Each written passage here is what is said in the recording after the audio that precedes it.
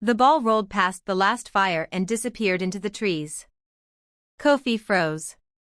Every child in the village knew the rule, never go into the forest.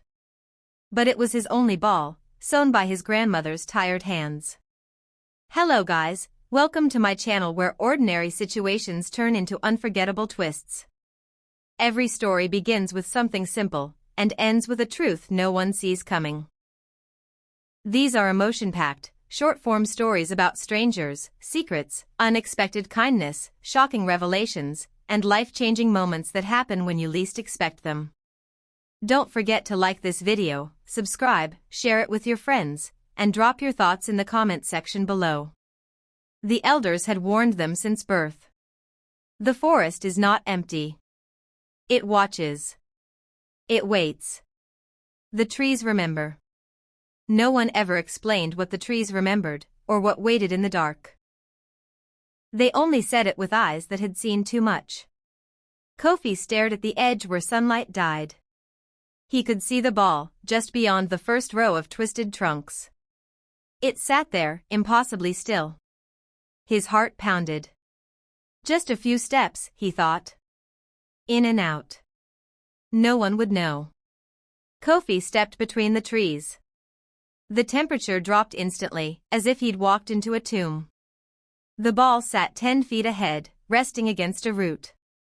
He moved toward it, leaves crunching under his bare feet. Then the ball moved.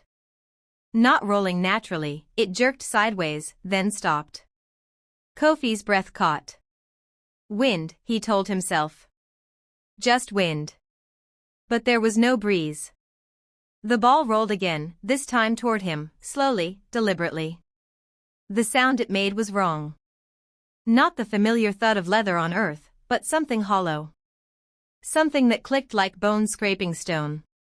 He reached for it, fingers trembling. That's when he heard the laughter. Low, wet, coming from everywhere and nowhere. The shadows around him began to bend, stretching longer than the moonlight allowed. The trees creaked though no wind stirred them.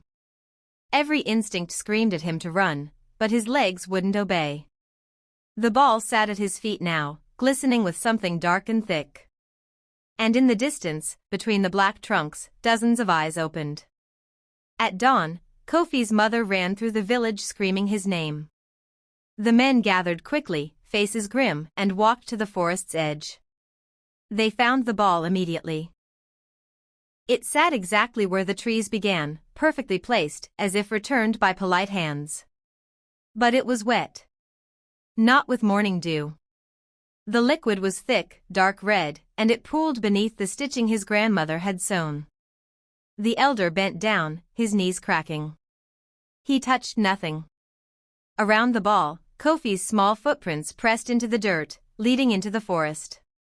But there were no footprints leading out. The tracks simply ended 5 feet past the tree line, as if the boy had vanished mid-step. Or been pulled under.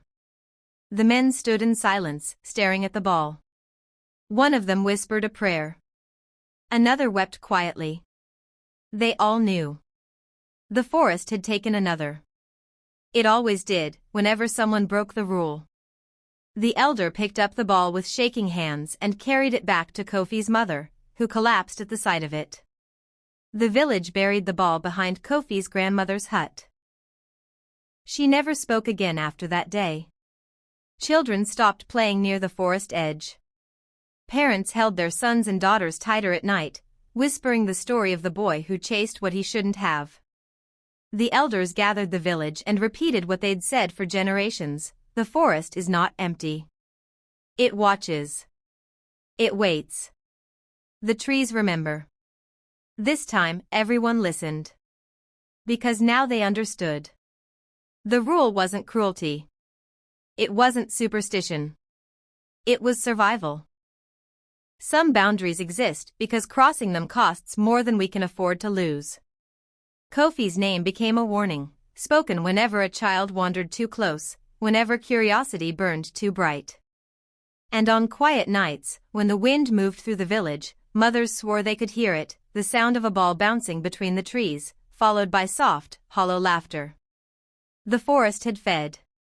And it would wait patiently for the next child who thought rules didn't apply to them. Some rules aren't meant to control you, they're meant to protect you. The wisdom of those who came before us is written in their scars, their losses, their sleepless nights. When elders warn you about danger, they're not stealing your freedom, they're sharing knowledge paid for in blood and tears. Curiosity is beautiful, but recklessness is deadly. There's courage in knowing when to step forward and wisdom in knowing when to stop. Not every boundary is meant to be tested. Not every mystery is meant to be solved. Listen to those who love you. Respect the warnings that guard your life. Because some games, some risks, some steps into the dark, they're not meant to be played. If you enjoyed this story, don't forget to like, subscribe, share it with your friends, and tell us what you learned in the comments below.